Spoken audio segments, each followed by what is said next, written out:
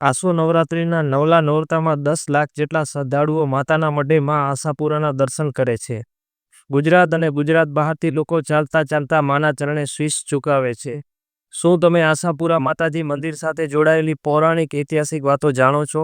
તમને ઘરે બેઠા બેઠા માતાજીના મંદિરની સંપૂર્ણ ઐતિહાસિક માહિતી આપો. આ વિડીયોમાં માતાજીનો પુરાણોમાં ઉલ્લેખ, મંદિર કોણે કોણે બનાવ્યો, આજુબાજુ આવેલ બીજા મંદિરો, કયા મહાપુરુષો અહીં આવ્યા હતા, કયા મુસ્લિમ બાદશાહને માતાજીએ પરચો આપ્યો હતો, એ બધી માહિતી આપીશ. મિત્રો, આપ સૌ જાણો છો એમ આજથી 1500 વર્ષ પહેલાં મારવાડથી દેવચંદ નામનો વાણિયો કચ્છમાં વેપાર કરવા આવ્યો હતો. ત્યારે આસો નવરાત્રિએ અહીં ખૂબ જ માતાજીની ભક્તિ કરી હતી. તેથી માતાજી પ્રસન્ન થઈ કહ્યું, જે જગ્યાએ મારું સ્થાપન કર્યું છે ત્યાં મારું મંદિર બંધાવજે, પણ મંદિરના દરવાજા 6 મહિના સુધી ઉઘાડજે નહીં. 5 મહિના વીત્યા એટલે મંદિરમાં ઝાંઝર અને મધુર ગીતનો અવાજ સંભળાયો, જેથી તેનાથી રહેવાયું નહીં અને મંદિરના દરવાજા ખોલી નાખ્યા. માતાજીના અડધા શરીરના ભવ્ય દર્શન થયા. તેને ભૂલ સમજાતા માતાજીની માફી માંગી. માતાજીએ તેના ઉપર પ્રસન્ન થયા.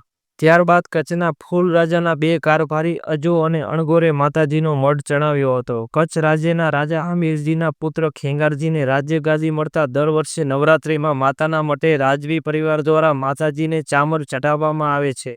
આ પરંપરા આજ સુધી ચાલુ છે. ઈસવીસન 1819માં કચ્છમાં ભયંકર ભૂકંપ આવતા આ મંદિરને નુકસાન થયું હતું. ત્યારે કચ્છના સાહુકાર ગણાતા સુંદરજી સોદાગર અને વલ્લભાચાર્ય દ્વારા આ મંદિર ફરી બંધાવવામાં આવ્યો. ત્યારબાદ 2001માં ભૂકંપથી ઘણું નુકસાન થયું. ત્યારબાદ ફરીથી મંદિર અત્યારે છે તે બંધાવાયું. આશાપુરા માતાજીની આજુબાજુ બીજા 4 માતાજીઓના મંદિર આવેલા છે. એક હિંગળાજ માતાજી, ઓરણ માતાજી, ખાટલા ભવાની અને જાગોરા માતાજી. પાનેલી ગામ તરફ આવેલ જાગોરા માતાજી એક ડુંગર ઉપર પથ્થરની કોતરની અંદર આવેલ છે. આ માતાજીનું સ્થાન જાગનું કહેવાય છે. માતાજીના મંદિરની પાછળની બાજુ ટેકરા ઉપર થોડે દૂર ખાટલા ભવાનીનું મંદિર આવેલું છે, જ્યાં માતાજીનું આરામ કરવાનું સ્વરૂપ છે. પૂર્વ બાજુ આવેલ ઓરણ માતાજીનું સ્થાન એ માતાજીનું રાસ રમવાનું સ્થળ છે. કચ્છના ક્રોમવેલ ગણાતા જમાદાર ફતેહ મહમદે પણ 41 વાટવાળી ચાંદીની 2 કિલોની દીપમાળા આપી હતી. કચ્છના ઇતિહાસકાર જયરામદાસ નયગાંધી લખે છે કે સ્કંદ પુરાણમાં આશાપુરા માતાજીનો વિગતવાર ઉલ્લેખ છે.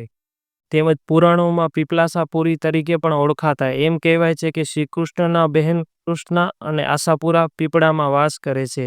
શાકંભરી માતાજી એ આશાપુરા માતાજી મનાય છે. સ્વામી વિવેકાનંદે પણ આ મંદિરના દર્શન કર્યા હતા. અહીંયા સોની જ્ઞાતિના લોકો નવરાત્રિ પહેલાં માતાજીના દાગીનાની સાફ સફાઈ કરે છે.